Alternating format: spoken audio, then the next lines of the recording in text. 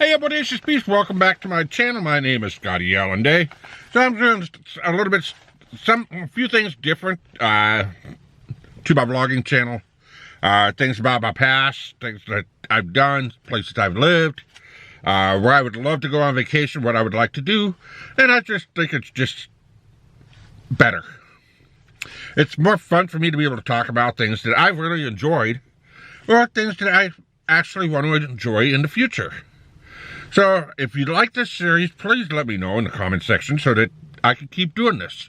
I'm having more fun making these than, well, a few of the other things that I've written and I've just basically canceled.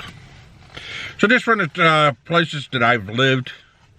I mean, there might have been for short term. Most of the time it's been for about a year, sometimes about a year and a half. And, well, I enjoyed my time there. So one of the places that I've lived, one of the states that I've lived was in Tennessee. I started off, I was basically homeless. I was, what you want to call, wanderlust. I just wanted to travel. I hitchhiked all over the United States. I've been just about everywhere.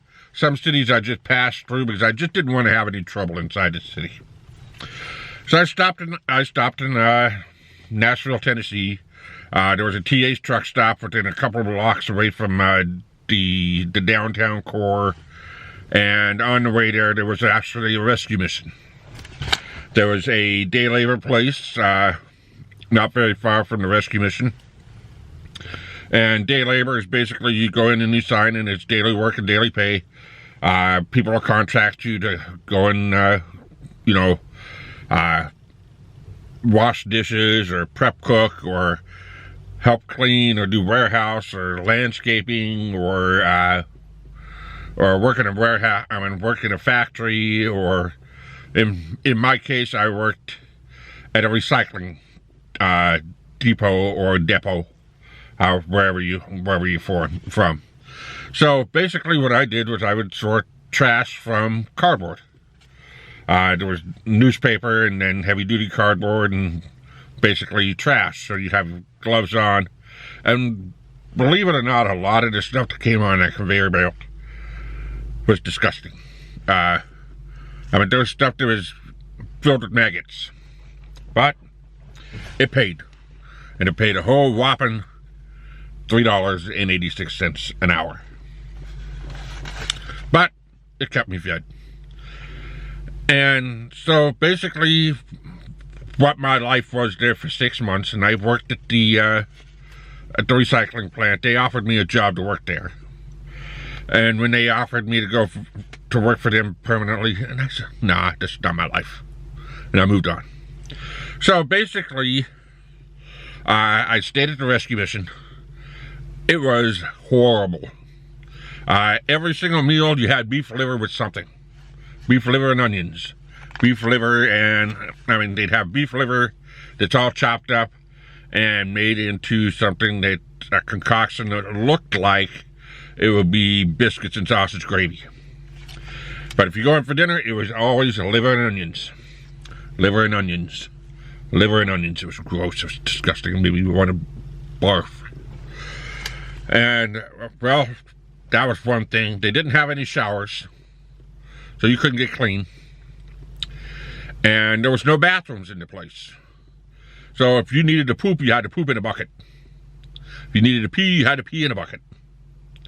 There was no showers, and you pooped in a bucket filled with bleach. And if you had to poop a winter, man, you were the whole place was gonna smell. You had basically 4 inches of space between each bunk bed. And each one of these bunks was made with old school wool stuffed prison mattresses. And they were all broken down. The bunk beds had springs in the middle, and if you had a heavy guy on top of you, it would sag nearly down to your chin. And it was just gross. It was disgusting. It was about 3 stories high.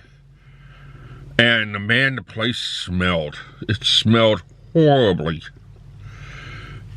because you couldn't take a shower. It was a place to crash. And if you didn't have a way to be able to protect your belongings, it was going to be gone in the morning. And that was one of the big things about this, about this shelter, that I have my stuff stolen once or twice a month. That I was there for 6 months. I would take my earnings and I would go down to Family Dollar. I would buy new clothes and I would get a new duffel bag and start over. My wallet and my shoes, I always made sure was underneath my pillow and I had my hand on them. But you can't really have your hand on everything. So I put my bag underneath my feet, but it got stolen. So that's one of the bad parts about this particular shelter. And there's a couple other shelters that was like that I've stayed at. And it was just a very bad experience, and I could not get ahead. As far as trying to get myself a room or a studio or anything like that, by the time I saved up enough money to get a deposit, my stuff would be stolen. It didn't work. It wouldn't work for me. I could not get ahead. So I said, screw it, and I saved up enough money. My stuff was stolen that night. That next morning, I went down to Greyhound Bus Depot and I paid for a bus ticket to go to Knoxville, Tennessee. I said, well, I'll get a job down here in Knoxville and then make my way up north or down to Orlando, or let me just do it this way. So I went down to Knoxville, Tennessee. And I arrived, it's like a 6-hour drive by Greyhound. And I arrived there and then I just hung out. And, well, I went and bought myself a change of clothes and got myself a duffel bag.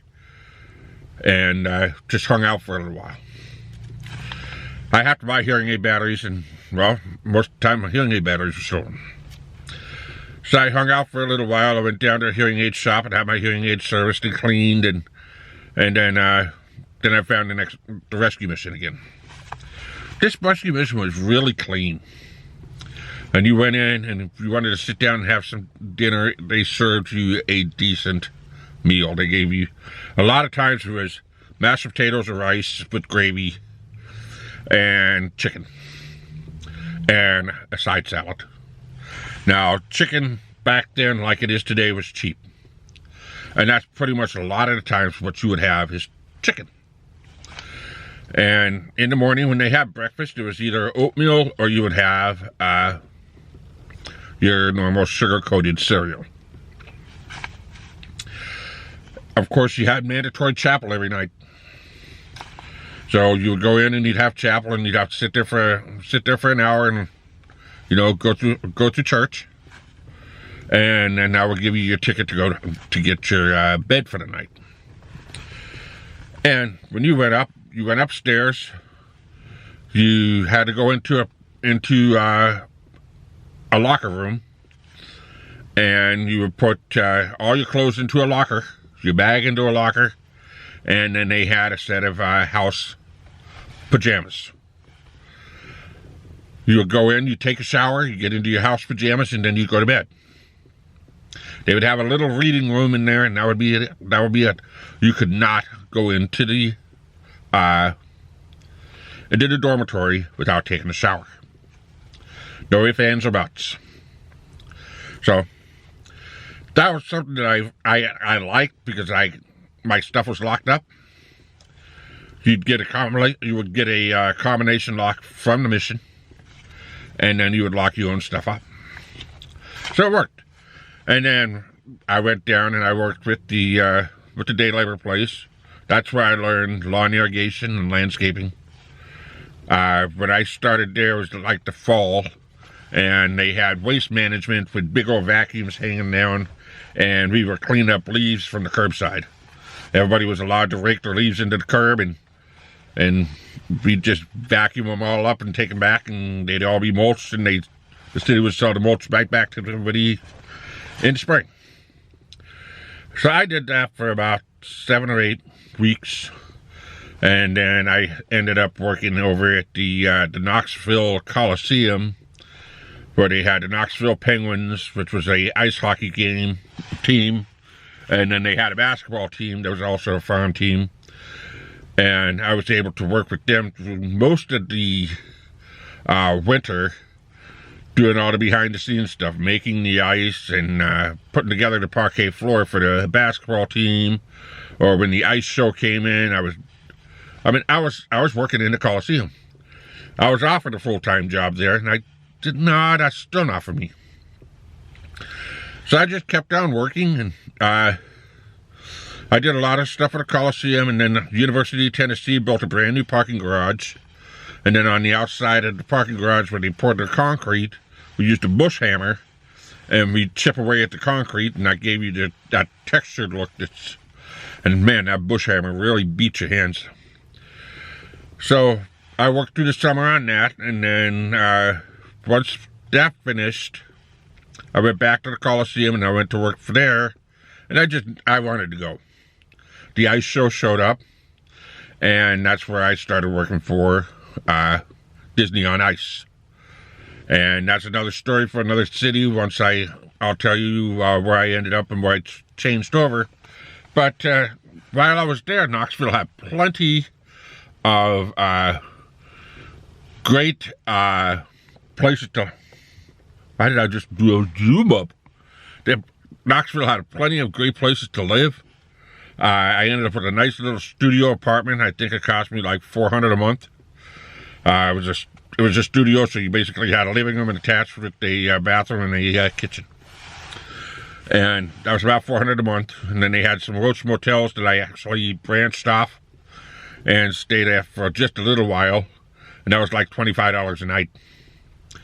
And, well, I started making money a little bit quicker. And then on the side, I worked up at the taxi company, and I was washing taxis on my days off. So I could be able to make a little extra money so I could be able to get myself out of that motel. So Knoxville gave me the chance to get ahead.